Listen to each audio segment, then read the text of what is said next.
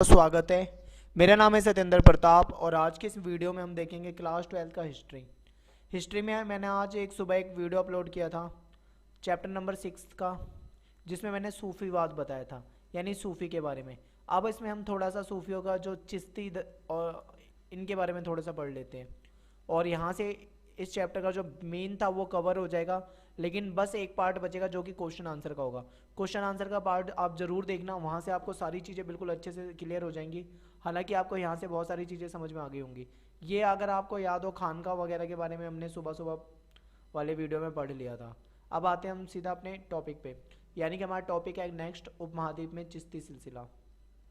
क्या हुआ था दोस्तों, जब 12वीं शताब्दी थी, उसका अंत चल रहा था, उस समय में क्या हुआ था, भारत में बहुत सारे सूफी वगैरह जो समुदाय आए थे, उसमें जो चिश्ती लोग थे ना, वो सबसे ज़्यादा प्रभावशाली थे, सबसे ज़्यादा फेमस रहे चिश्ती लोग, इनसे ज़्यादा जुड़े। क्यों थे लोग, इन लोगों का इनसे जुड़ाव ज़्यादा क्यों हुआ, तो उसका कारण क्या था, ये क्वेश्चन आ सकता है। तो इसमें कारण ये था कि इन्होंने केवल अपने आप को यानी कि इन्होंने ना केवल अपने आप को स्थानीय परिवेश में अच्छी तरह से ढाल लिया, बल्कि जो हमारी परंपराएं थी ना बहुत सारी, उन चीज़ों को भी अपना लिया। यानी कि क्या हुआ, ये हमारी तरह हो गए। जब सिंपल हमारी तरह हो गए तो हमें जाहिर सी बात हमारा लगाव होगा। दूसरा क्या है कि हमारी परंपराओं को अपनाया। अगला है चिश्ती खानका का जीवन, कि चिश्ती खानका में जीवन कैसा था। तो यहाँ ये जो था, ये सामाजिक जीवन का केंद्र बिंदु था। हमें शेख निजामुद्दीन औलिया, आपने नाम तो सुना ही है, कि खानका के बारे में पता है, जो उस समय क्या था, दिल्ली शहर जो है उसकी बाहरी सीमा यमुना नदी जो थी उसके किनारे में गियासपुर में था। यहाँ कई छोटे छोटे कमरे थे, यानी जो शेख निजामुद्दीन औलिया की जो खानका थी उसमें क्या था, छोटे छोटे कमरे थे और एक बड़ा हॉल था जहाँ सहवासी और अतिथि रहते थे। सहवासी मतलब साथ रहने वाले इनके जो भी थे रहते थे, और उपासना करते थे, यानी उपासना करते थे, पूजा करते। शैवाशियों में शेख का अपना परिवार होता था, सेवक अनुयायी थे। शेख एक छोटे कमरे में छत पर रहते थे। कहाँ पे रहते थे शेख, छोटे से कमरे में छत पर रहते थे। वहाँ पे मेहमानों से सुबह शाम मिला करते थे वो। आंगन एक गलियारे से घिरा हुआ था और खानका की चारों तरफ क्या होती थी, दीवार से, जैसे ये थी चारों तरफ से खानका घिरी घिरी होती थी दीवार से। एक बार मंगोल आक्रमण के समय पड़ोसी क्षेत्र के लोगों ने खानका में शरण ली, खानका में अपने आप को बचाने के लिए यहाँ पे शरण ली थी। अब देखो, चिश्ती सिलसिला जो था, इसके जो मुख्य उपदेशक रहे ये शेख मुइनुद्दीन चिश्ती, ये सारे बहुत फेमस थे। 1235 में इनकी मौत हो गई थी, और अगर आपको पता हो अजमेर में इनकी क्या है, दरगाह है जो कि राजस्थान में है। ख्वाजा कुतुबुद्दीन बख्तियार काकी, 1235 में इनकी भी मौत हुई। दिल्ली में क्या है, इनकी दरगाहें।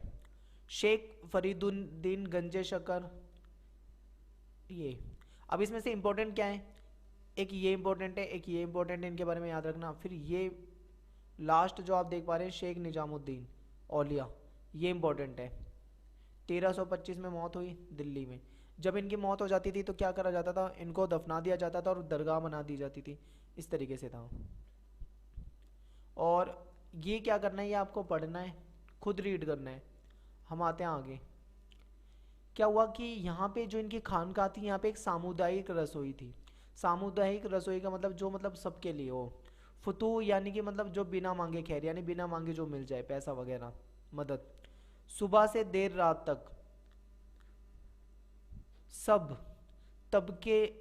सब तबके के लोग, चाहे वो सिपाही हो, चाहे वो गुलाम हो, चाहे वो गायक हो, चाहे वो व्यापारी हो, चाहे कवि हो, चाहे राहगीर हो, चाहे धनी हो, चाहे निर्धन हो, चाहे हिंदू हो, चाहे जोगी हो, चाहे कलंदर हो, कोई भी यहाँ अनुयायी बनने, इबादत करने, ताबीज़ लेने अथवा विभिन्न मसलों पर शेख से मध्यस्थता के लिए आते रहते थे। यानी सभी के लिए जगह थी यहाँ पे, चाहे गरीब अमीर, धर्म जाति, कोई भेदभाव नहीं, कोई भी आ सकता था। कुछ अन्य मिलने वालों में अमीर हसन सिजजी, अमीर खुसरो, सुना होगा नाम आपने, अमीर खुसरो एक बहुत फेमस कवि थे। अमीर खुसरो जैसे कवि तथा दरबारी इतिहासकार जियाउद्दीन बर्नी जैसे लोग शामिल थे। और सभी लोगों ने शेख के बारे में लिखा। शेख के सामने झुकना, मिलने वालों को पानी पिलाना, दीक्षितों का सर मुंडन और व्यायाम आदि करना, ये सब क्या है यहाँ पे होता था। स्थानीय परंपराओं को आत्मसात करने के लिए प्रयत्न किया जाता था, यानी जो स्थानीय परंपराएं हैं उनको अपनाने अपनाने का प्रयास किया जाता था। शेख जो निज़ामुद्दीन थे, उन्होंने कई आध्यात्मिक वारिसों को चुन लिया। उन्होंने उपमहाद्वीप के विभिन्न भागों में खानकाह स्थापित करने के लिए नियुक्त किए। इस वजह से क्या हुआ, जो चिश्ती थे, चिश्तियों के उपदेश, व्यवहार, संस्थाएं, शेख का यश चारों तरफ फैल गया। कि चिश्तियों के जो उपदेश थे वो फैल गए, इनका व्यवहार बहुत अच्छा था, सभी लोगों के लिए जगह थी। ये देखो ये क्यों हो रहा है ऐसा, ये ऐसा इसलिए हो रहा है क्योंकि जो हमारा हिंदू धर्म है इसमें हजारों कमियां निकल रही थी। और जब हमारे में जाति प्रथा और ये ब्राह्मणों के द्वारा द्वारा फैलाई गई कई अफवाहें और दुनिया भर के कर्मकांड और ना जाने कितनी सारी पूजाएं करवा देते थे और बहुत भेदभाव होता था, तो उन सारी चीज़ों को ख़त्म करने के लिए ये चले थे धार्मिक जो थे भक्ति आंदोलन। इसमें जो भी हमने पढ़ा, अगर आपको पता हो मीराबाई आपने पढ़ा हो, गुरु नानक जी अगर आपने पढ़ा हो, कबीर जी अगर आपने पढ़ा हो, अलवार, नैनार, वीर साहब, जिसके बारे में भी आपने पढ़ा होगा, सब ने एक चीज़ को मना करा। सब ने एक चीज़ को मना करा, क्या? जाति प्रथा। सबसे जो बुरा था हमारे यहाँ पे जाति प्रथा। और आपको पता हमारे यहाँ पे ये बुराई काफ़ी समय तक चली आ रही थी और आज भी है। तो इन सब ने क्या करा, इन सारी चीज़ों को ख़त्म किया और ये इनका जो व्यवहार था सबके लिए ठीक था, कोई भी आए सबके लिए जगह थी। तो इस तरीके से जो शेख था उनका जो यश था वो चारों ओर फैल गया, यानी कि उनका जो नाम है वो बहुत फैल गया, फेमस हो गए। तथा उनके आध्यात्मिक पूर्वजों की दरगाह पर बहुत सारे तीर्थयात्री आने लगे कि भाई उन इतने फेमस हो गए कि तीर्थयात्री वगैरह उन आने लगे यहाँ पे।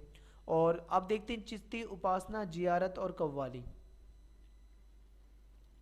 ठीक है, जियारत कव्वाली आपने सुना होगा कि ये जो होते थे सूफी लोग, ये कुछ इस तरीके से गाते थे, पूजा पाठ करते थे और मतलब भगवान में इतना ज़्यादा खो जाते थे, इतने ज़्यादा लीन हो जाते थे कि इन्हें किसी चीज़ की कोई खबर नहीं रहती थी, सिर्फ ईश्वर में, इनका ध्यान ईश्वर में था, इस तरीके से था। तो सूफी संतों की दरगाह पर क्या होता था, जियारत सारे इस्लामी संसार में प्रचलित थी। ठीक है, जो जियारत होती थी वो सारे इस्लामी संसार में प्रचलित थी, बहुत फेमस थी। अब यहाँ पे बात आती है कि जियारत जो है इस शब्द का मतलब क्या है, तो मैं आपको इसका मतलब बताता हूँ, एक सेकेंड।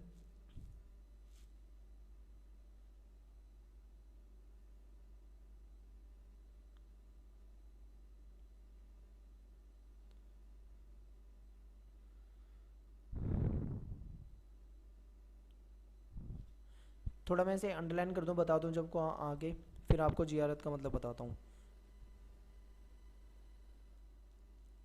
ठीक है, जियारत का मतलब दोस्तों होता है जियारत, यानी कि किसी की मज़ार वगैरह होती है ना, मज़ार वगैरह में जाना दर्शन करने के लिए। तो दरगाह पर क्या होता था, दरगाह पर जियारत सारे इस्लामी संसार में प्रचलित थी, यानी सारे इस्लामी संसार में प्रचलित थी कि इनकी दरगाह पे बहुत सारे जो भक्त आते थे, धार्मिक रूप से आते थे। इस अवसर पर क्या था कि संत के आध्यात्मिक आशीर्वाद यानी कि बरकत की कामना की जाती थी, कि उनका जो संत होते थे उनका आशीर्वाद लिया जाता था और कामना की जाती थी ताकि बरकत मिले। क्योंकि हर व्यक्ति जहाँ पे भी जाता है, मंदिर मस्जिद जहाँ पे भी, वो हमेशा अपने लिए ऐसी ही कामना करता है कि उसके साथ सब कुछ अच्छा हो, वो बरकत करे, तरक्की करे, यही सोचते हैं, हम भी सोचते हैं, आप भी सोचते हो, ऐसे ही होता है। तो पिछले 700 सालों से अलग अलग संप्रदाय, वर्ग, समुदायों के लोग 5 महान चिश्ती संतों की दरगाह पर अपनी आस्था प्रकट करते रहे। क्या था, पिछले 700 सालों में अलग अलग संप्रदाय, यहाँ पे देखो अलग अलग संप्रदाय, ये नहीं है कि मुस्लिम ही आते थे यहाँ पे, यहाँ हिंदू भी जाते थे, मुस्लिम भी जाते थे, अलग अलग जो संप्रदाय के लोग थे सभी जाते थे, अलग अलग वर्गों के लोग, चाहे अमीर हो चाहे गरीब हो, चाहे किसी भी जाति का हो, किसी भी धर्म का, कोई भेदभाव नहीं, सभी जाते थे। और अलग अलग समुदाय के लोग 5 महान चिश्ती जो संत थे उनकी दरगाह पर अपनी आस्था प्रकट करने जाते थे। वो 5 महान संस्था हमने अभी इसमें पढ़ा था, आपने देखा होगा अगर ये चार्ट, तो ये थे। ठीक है, ये थे 5 महान संत जिनकी दरगाह पे लोग आते थे श्रद्धा से, तीर्थयात्री बनकर, इनके दर्शन के लिए, यहाँ पे मंगल कामना करने। ख्वाजा मुइनुद्दीन की दरगाह का सबसे पहला किताबी जिक्र हमें मिलता है 14वीं शताब्दी का। यह दरगाह शेख की सदाचारिता और धर्मनिष्ठा, इसमें क्या था फेमस था, शेख जो थे सदाचारिता, ये सदाचारिता एकदम सिंपल, बहुत अच्छे से रहने वाले, ठीक है। धर्मनिष्ठा, जो अपने धर्म के प्रति बिल्कुल सीरियस हो, ठीक है, एकदम मतलब अपने धर्म को बहुत अच्छे तरीके से मानता हो, ऐसे धर्मनिष्ठता तथा उनके आध्यात्मिक वारिसों की महानता और राजसी मेहमानों द्वारा किए गए प्रेशर के कारण लोकप्रिय हो गई। कि शेख जो थे वो बहुत ही सदाचारी थे, बहुत अच्छे व्यक्ति थे, इसलिए फेमस हो गए थे। फिर उनके जो वारिस वगैरह थे वे, और राजसी मेहमान, सबसे बड़ी एक रीज़न ये भी था कि यहाँ पे कुछ राजसी मेहमान आ जाते थे, ठीक है। जैसे मुगल काल का कोई बड़ा शासक है, वो दरगाह पे आ जाए तो क्या हो जाएगा, अपने आप ही फेमस हो जाएगी वो दरगाह, कि लोग कहेंगे भाई देखो वो मुगल शासक जो है राजा वो गए थे वहाँ पे। जैसे मैं आपको बताऊं कि मोहम्मद बिन तुगलक, ये पहले सुल्तान थे जो इस दरगाह पर आए थे। अब जब ये आ गए होंगे तुगलक, तो ये बात आग की तरह फैल गई होगी कि तुगलक जो थे वो उस दरगाह पे गए थे। किंतु शेख की मजार पर सबसे पहली इमारत मालवा के सुल्तान गियासुद्दीन खलजी ने 15वीं शताब्दी में बनवाई थी। चूंकि ये दरगाह दिल्ली और गुजरात को जोड़ने वाले व्यापारिक मार्ग पर थी, तो बहुत सारे यात्री जो थे वो यहाँ पे आते रहते थे। 16वीं शताब्दी तक आते आते क्या हुआ कि अजमेर की ये दरगाह बहुत ज़्यादा फेमस हो गई। आपने सुना होगा कि कई हीरो हीरोइन जो एक्ट्रेस होते हैं, और जब उनकी फिल्में रिलीज़ होती है तो वो वहाँ पे माथा टेकने जाते हैं, यानी अपनी फिल्म की लोकप्रियता के लिए। तो इस दरगाह को जानने वाले तीर्थयात्रियों के भजनों ने अकबर को यहाँ आने के लिए प्रेरित करा। अकबर यहाँ पे 14 बार क्या थे, आए थे। तो सोचो जब यहाँ पे अकबर 14 बार आएंगे तो कितनी ज़्यादा फेमस हो जाएगी ये जगह, अंदाज़ा लगा सकते हो आप। कभी तो साल में 2-3 बार, कभी नई जीत के लिए आशीर्वाद लेने अथवा संकल्प की पूर्ति या फिर पुत्रों के जन्म पर आते रहते थे वो यहाँ पे। उन्होंने ये परंपरा 1580 तक बनाए रखी। प्रत्येक यात्रा पर बादशाह दान भेंट करते थे, गिफ्ट वगैरह दिया करते थे जब भी कोई जीत वगैरह होती थी, ये यात्रा वगैरह में आते थे, जिनके ब्यौरे शाही दस्तावेजों में लिखा हुआ है, सब कुछ लिखा है। उदाहरण के लिए अगर हम बात करें तो 1568 में उन्होंने तीर्थयात्रियों के लिए खाना पकाने हेतु एक विशाल देग दरगाह भेंट में दे दी थी, और उन्होंने दरगाह के अहाते में एक मस्जिद भी बनवा दी थी। तो अकबर ने जब ये काम करवाए होंगे तो कितनी फेमस रही होगी ये। नाच और संगीत भी जियारत का हिस्सा था। आपको पता है कि वो गाते रहते हैं, सूफी नाचते रहते हैं, अपने भगवान में बिल्कुल खोए रहते हैं, बिल्कुल खोए रहते हैं। खास तौर से कव्वालों, जो कव्वाली गाते हैं, कव्वालों द्वारा प्रस्तुत रहस्यवादी गुणगान जिसमें परमानंद की भावना को उभारा जा सके।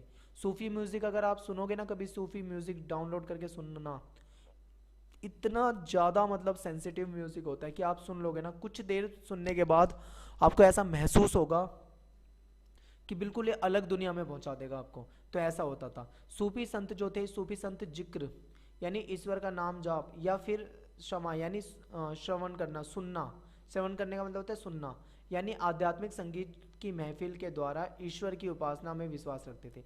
यानी संगीत की महफिल के द्वारा ईश्वर की उपासना। आपको पता होगा कि भाई उपासना पूजा पाठ करने के बहुत तरीके थे, तो ये इनके अकॉर्डिंग क्या है कि संगीत के द्वारा उपासना। और चिश्ती उपासना पद्धति में सभा का महत्व इस तथ्य की पुष्टि करता है कि चिश्ती स्थानीय भक्ति परंपरा से जुड़े हुए थे, कि स्थानीय जो भक्ति परंपरा थी उससे जुड़े थे। भाषा और संपर्क, अब ये सबसे इंपॉर्टेंट पॉइंट है इनका कि चिश्ती इतने ज़्यादा फेमस जो थे वो क्यों थे, क्या रीज़न था। तो देखो, ना केवल सभा में चिश्तियों ने स्थानीय भाषा को अपनाया, सबसे बड़ा रीज़न है कि स्थानीय भाषा को अपनाना। आपको पता है कि ब्राह्मणों की जो भाषा थी, ग्रंथों की जो भाषा थी, वेदों की जो भाषा थी वो थी संस्कृत। संस्कृत जो भाषा थी वो आम भाषा नहीं थी, उसे हर कोई नहीं समझ पाता था। लेकिन इन्होंने क्या करा, इन्होंने लोकल लैंग्वेज का यूज़ करा, जो वहाँ की लोकल लैंग्वेज थी, जो भी वहाँ पे बोली जाती थी, स्थानीय भाषा। दिल्ली में चिश्ती सिलसिले के लोग हिंदवी में बातचीत करते थे। बाबा फरीद ने भी क्षेत्रीय भाषा में काव्य रचना करी, जो गुरु ग्रंथ साहिब में हमें मिलती है। कुछ और सूफियों ने लंबी कविताएं लिखी जहां ईश्वर के प्रति प्रेम को मानवीय प्रेम के रूप में दिखाया। अगर हम एग्जाम्पल दें तो मलिक मोहम्मद जायसी, अगर आपने हिंदी में भी पढ़ा हो इनको, तो इन्होंने पद्मावत और पद्मिनी और चित्तौड़ के राजा रतन सेन के प्रेम कथा के इर्द गिर्द घूमता है। यानी कि आप इन सारी चीज़ों को पढ़ो, यहाँ से आपको काफ़ी चीज़ें मिल रही हैं। अब आते हैं हम सीधा आगे। सूफी कविता की एक भिन्न विधा, एक मतलब अलग तरीका विधा की रचना बीजापुर कर्नाटक के आसपास हुई। यहाँ पे क्या था, उर्दू का रूप, उर्दू के रूप में लिखी छोटी कविताएं, यानी ये लोकल लैंग्वेज में लिखते थे और इधर बात करने तो इन्होंने उर्दू भाषा में भी लिखा है। 17वीं-18वीं शताब्दी में इस क्षेत्र में बसने वाले चिश्ती संतों द्वारा रची गई थी। ये रचनाएं संभवतः औरतों द्वारा घर का काम करने जैसे चक्की पीसते चरखा काटते हुए गाई जाती थी। जब औरतें घर पे चक्की पीसती थी या चरखा काटती थी तब ये जो रचनाएं थी उनको गाती थी। कुछ और रचनाएं लोरी नामा, शादी नामा के रूप में लिखी गई। ये संभवतः इस क्षेत्र में सूफी या यहाँ पहले से चलती आई भक्ति परंपरा से प्रभावित थी। तो यहाँ से पता लग रहा है कि इन्होंने लोकल लैंग्वेज को अपनाया। कुछ जगह पे क्या हुआ कि इन्होंने उर्दू भाषा में भी लिखा। तो ये था इनका भाषा और संपर्क का। अमीर खुसरो के बारे में आपको पढ़ना है। अब आते हैं हम आगे। सूफी और राज्य, ये दोस्तों इंपॉर्टेंट है, बहुत इंपॉर्टेंट है। देखो राज्य मतलब, राज्य का मतलब है यहाँ पे सत्ता से। सत्ता से मतलब है कि जैसे कि राजा वगैरह जो भी थे, जैसे अकबर रहे हो या जो भी रहे हो उस टाइम पे शासक, उनसे क्या इनके संबंध थे ये। तो चिश्ती संप्रदाय की एक विशेषता संयम और सादगी का जीवन था, कि ये संयम रखते थे और बिल्कुल सादगी से जीते थे। सादगी का मतलब होता है बिल्कुल सिंपल तरीके से जीना, कोई मोह माया नहीं, कोई नई ये भोग विलास की वस्तु का इस्तेमाल नहीं करना था। और ये सत्ता से अपने आप को दूर रहने पर बल देते थे, यानी इनको कोई सत्ता का से कोई मोह माया नहीं थी, अपने आप को दूर रखते थे। किंतु इसका मतलब यह नहीं है कि राजनीतिक सत्ता से अलगाव का भाव रखा जाए। दूर रखने का मतलब ये है कि ये सत्ताधारी वर्ग में नहीं जाएंगे। इसका मतलब ये नहीं कि वो उनके पास आएंगे तो इनका उनसे कुछ मतलब नहीं है, क्योंकि आपको पता है कि अकबर वगैरह जो थे वो सब आते रहते थे इनकी दरगाह वगैरह पे। तो सत्ताधारी विशिष्ट वर्ग अगर बिना मांगे कुछ गिफ्ट दे दे इन्हें तो सूफी संत उसको स्वीकार कर लेते थे, लेकिन ये मांगते नहीं थे बिना मांगे। सुल्तानों ने खानकाहों को टैक्स मुक्त भूमि अनुदान में दी, यानी ऐसी भूमि दी जिसमें कोई टैक्स नहीं लेते थे। दान संबंधी न्यास स्थापित किया, यानी दान वगैरह दिया जा सकता था। चिश्ती धन और सामान के रूप में दान स्वीकार करते थे। ठीक है, क्या करते थे, धन, या तो धन पैसा लेते थे या सामान वगैरह लेते थे दान में।